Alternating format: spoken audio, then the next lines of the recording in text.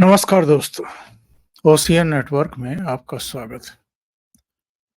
जब से नरेंद्र मोदी तीसरी बार देश के प्रधानमंत्री बने हैं या उससे भी पहले 4 जून को जब ये तय हो गया था कि एनडीए को ही पूर्ण बहुमत मिला है और नरेंद्र मोदी ही तीसरी बार देश की कमान संभालने वाले हैं, उसके बाद से क्या आपको सत्यपाल मलिक का कोई ट्वीट, कोई बयान, किसी भी तरह की प्रतिक्रिया देखने को मिली?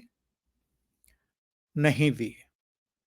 भिग्गी बिल्ली बनकर के चुपचाप बैठे हुए हैं। जैसे भीग करके बिल्ली चुपचाप बैठ जाती है, वो हाल है इस समय सत्यपाल मलिक का।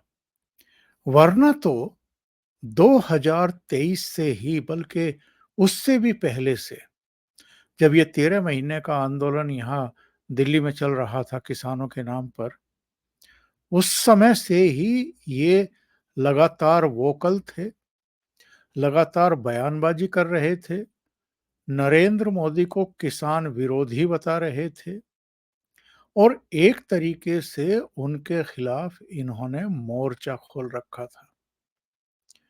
हरियाणा से रिलेटेड किसान हों, पहलवान हों, पश्चिमी उत्तर प्रदेश से संबंधित हों, पंजाब से संबंधित हों, उनका कोई भी आंदोलन होता था या मोदी सरकार के खिलाफ धरना, प्रदर्शन होता था, ये या तो बयान जारी कर देते थे या वहां पहुंच जाते थे। इन्होंने मई 2023 में क्या कहा था, मैं आपको जरा सुनवाता हूं। और ये ट्वीट इन्होंने अपने ट्विटर अकाउंट पर पिन किया हुआ है।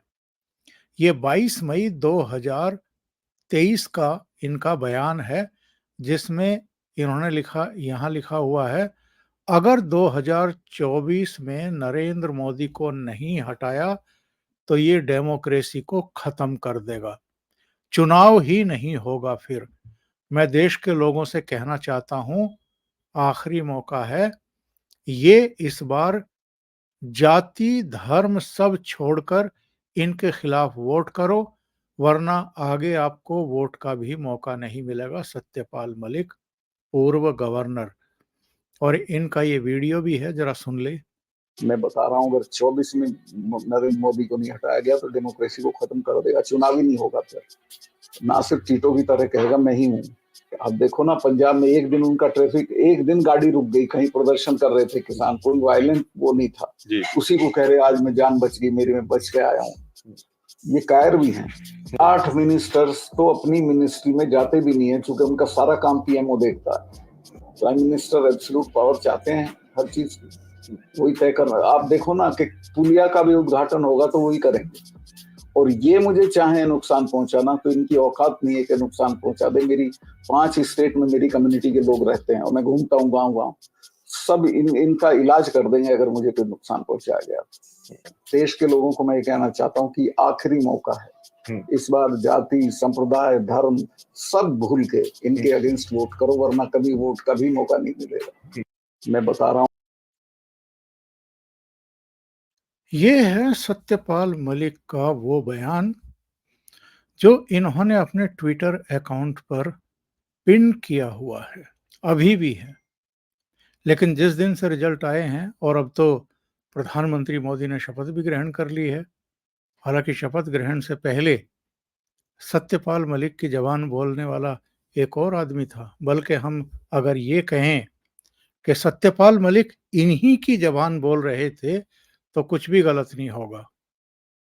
नरेंद्र मोदी हिंदुस्तान का प्रधानमंत्री नहीं बन सकता। और ये राहुल गांधी ने कुछ ही समय पहले जब चुनाव प्रचार चल रहा था उस समय कहा था। लेकिन आप और हम जानते हैं, नरेंद्र दामोदर दास मोदी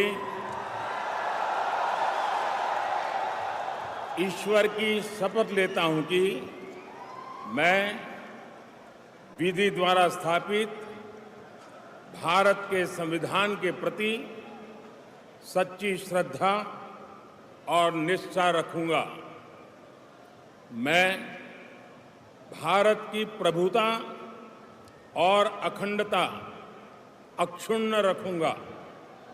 मैं संघ के प्रधानमंत्री के रूप में अपने कर्तव्यों का श्रद्धापूर्वक और शुद्ध अंतःकरण से निर्वहन करूंगा।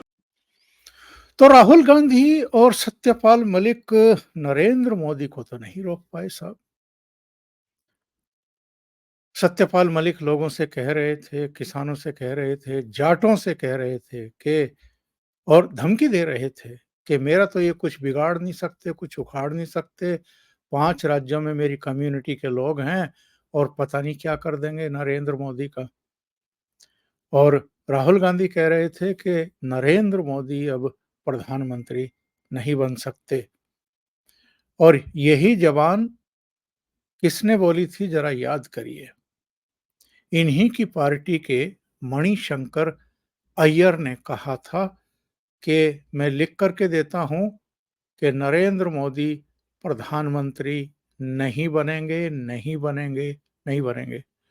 और 2014 में नरेंद्र मोदी प्रधानमंत्री बने, 2019 में बने और अब 2024 में भी नरेंद्र मोदी देश के प्रधानमंत्री बन चुके हैं, वो शपथ ग्रहण कर चुके हैं। मैं आपको इस कार्यक्रम के माध्यम से आज ये बताना चाहता हूं कि नरेंद्र मोदी 2024 में तीसरी बार देश की कमान ना संभालें, प्रधानमंत्री ना बने, इसके लिए क्या-क्या षड्यंत्र रचे गए थे। और वो ऐसे षड्यंत्र थे जिनसे पता चलता है कि कितनी गहरी साजिश थी। अब ये भी दबा छिपा नहीं है कि ये लोग किनके इशारों पर लगे हुए थे। कौन सी ताकतें हैं देश के भीतर भी और देश के बाहर भी जो नहीं चाहती थी कि नरेंद्र मोदी के हाथों में ही कमान आए। वरना एक दौर था जब सत्यपाल मलिक को नरेंद्र मोदी और अमित शाह ने ही गवर्नर बनाया था। और जब गवर्नर बनाया था तो बड़े प्रफुल्लित थे। जब भी दिल्ली आते थे तो नरेंद्र मोदी का अभिनंदन करते थे। नरेंद्र मोदी जब बिहार के दौरे पर जाते थे तो हवाई अड्डे पर प्रोटोकॉल के मुताबिक भी राज्यपाल के तौर पर वहां उनकी अगवानी करते थे और दिल्ली आकर के नरेंद्र मोदी से मिलते थे। लेकिन अतीत में ऐसी कौन सी घटनाएं हुई कि सत्यपाल मलिक जैसे ही गवर्नर पद से रिटायर हुए वैसे ही उन्होंने नरेंद्र मोदी के खिलाफ एक पूरी मुहिम छेड़ दी और आग उगलनी शुरू कर दी। और उस समय ये तथाकथित किसान आंदोलन जो 13 महीने तक दिल्ली में चलाया गया था उसकी आड़ लेकर के या उसको ढाल बना करके इन्होंने ये सारा नाटक नौटंकी शुरू किया। लेकिन नरेंद्र मोदी को तो ये नहीं रोक पाए। और ये नरेंद्र मोदी के साथ साथ दूसरे चित्र में जयंत चौधरी का भी मैंने फोटो दिया है शपथ लेते हुए, जो चौधरी चरण सिंह के पौत्र हैं, अजीत सिंह के बेटे हैं। और यह चित्र मैंने इसलिए दिया है कि सत्यपाल मलिक जो है वो ये कहते हैं कि साहब चौधरी चरण सिंह जो हैं वो मेरे राजनीतिक गुरु रहे हैं। और जिनको ये दावा करते हैं कि चरण सिंह मेरे राजनीतिक गुरु रहे हैं, उन्हीं चौधरी चरण सिंह के पौत्र जयंत चौधरी के भारतीय जनता पार्टी के साथ जाने पर इन्होंने किस तरह के बयान दिए हैं कि 2024 में नरेंद्र मोदी को रोको और इनके खिलाफ वोट दो। तो ये कैसे चौधरी चरण सिंह इनके राजनीतिक गुरु थे कि ये जयंत चौधरी और नरेंद्र मोदी के गठबंधन को हराना चाहते थे। मैं आपको ये बताता हूं कि इन्होंने क्या-क्या नहीं किया इस बीच। इनके बहुत सारे ट्वीट देखिए आप क्या है। ये ऊपर वाला तो मैंने आपको वीडियो में सुनवा दिया है, नीचे देखिए क्या इन्होंने लिखा है। गोले दागे, गोलियां मारी, लठ बरसाए और वाटर कैनन में केमिकल घोलकर किसानों के ऊपर चलाया था भाजपा सरकार ने। अपना हक मांगने आए किसानों पर बहुत बुरा जुल्म किया था, जुल्म। मेरे प्यारे हरियाणा, पंजाब, दिल्ली वासियों, आज अपने वोट का प्रयोग भाजपा के खिलाफ जरूर करना। किसानों की हत्यारी इस मोदी सरकार को उखाड़ फेंको। सत्यपाल मलिक, पूर्व गवर्नर। एक और देखिए, 3 ट्वीट हैं ये इनके। मैं आपको एक ये पुलवामा का जरा देखिए इन्होंने क्या लिखा है।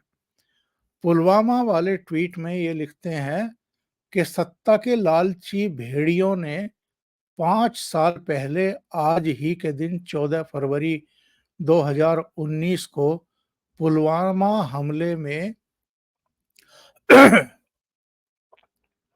हमारे 40 जवानों को अपनी वोटों की राजनीति की खातिर मरवा दिया था।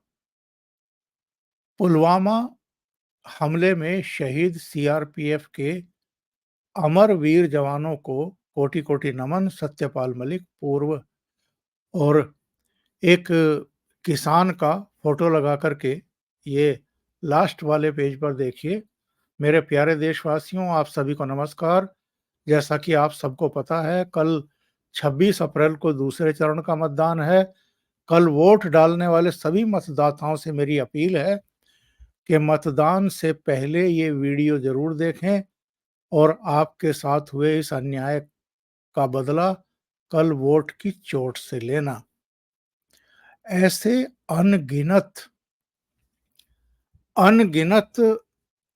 चुनाव के दौरान इन्होंने इंटरव्यू दिए, इन्होंने ट्वीट जारी किए, इन्होंने मतदाताओं से अपील जारी करी। और इसमें तो देखिए कमाल कर दिया।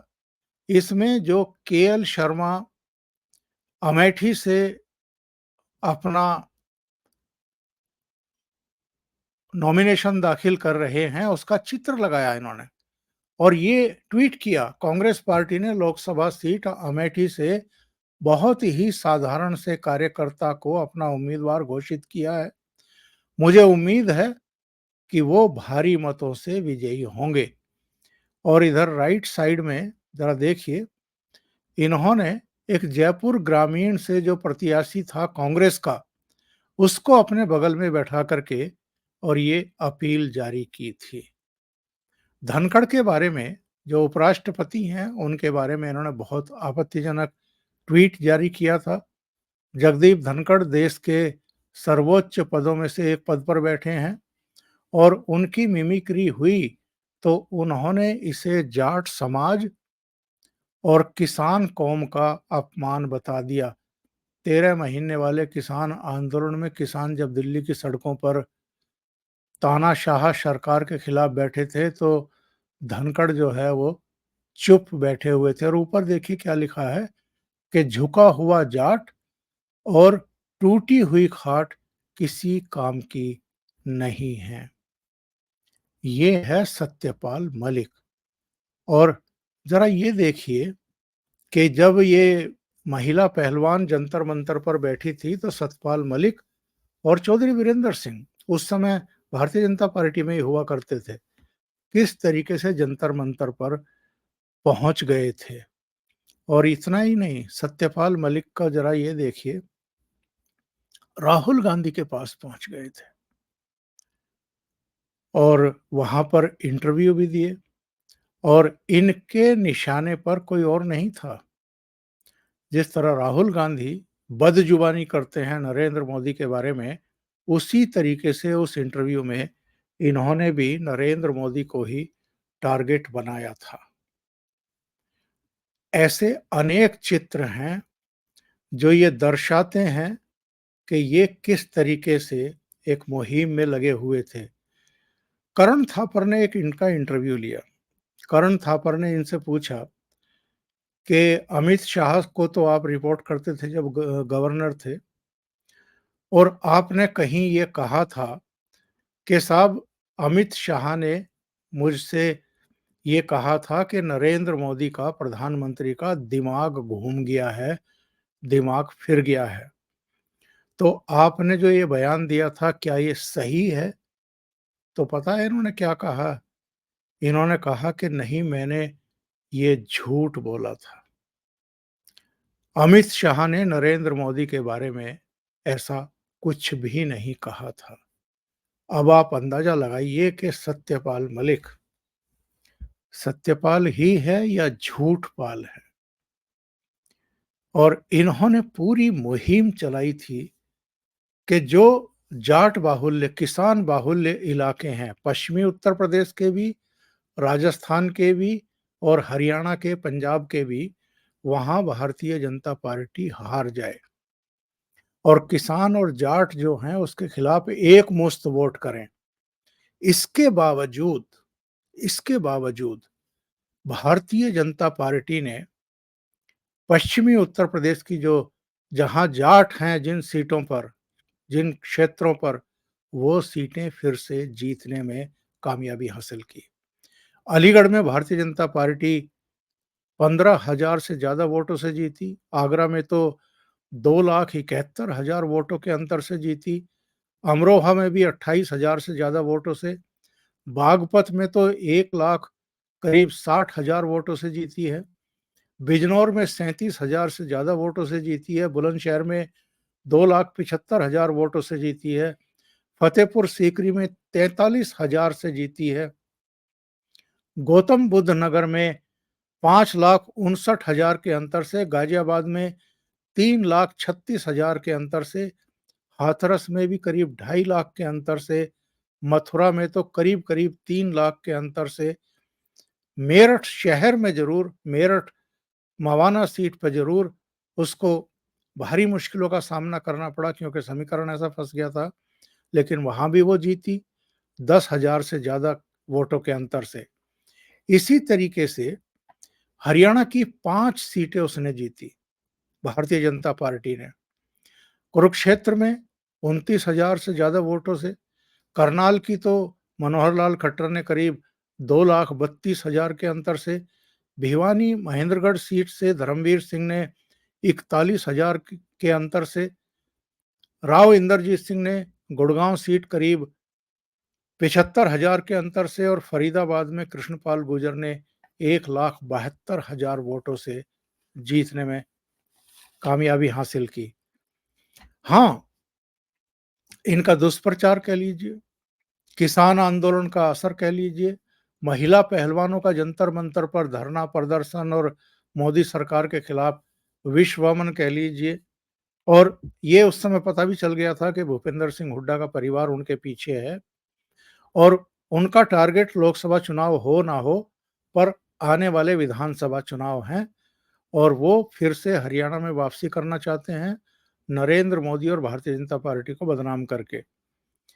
पश्चिमी उत्तर प्रदेश की जो सीट भारतीय जनता पार्टी इस बार लूज कर गई, उनमें कैराना 69,000 के आसपास वोटों से वो हार गई।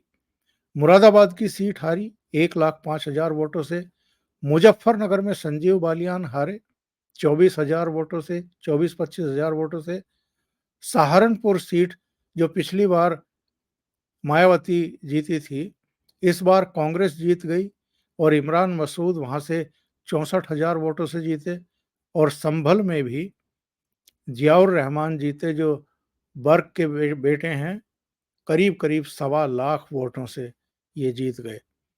और कहीं ना कहीं इन सारे दुष्प्रचार का, बयानबाजी का, धरने प्रदर्शन का, किसान आंदोलन का, इन सब का असर हरियाणा पर भी दिखाई दिया, जहां सिरसा सीट कांग्रेस जीत गई।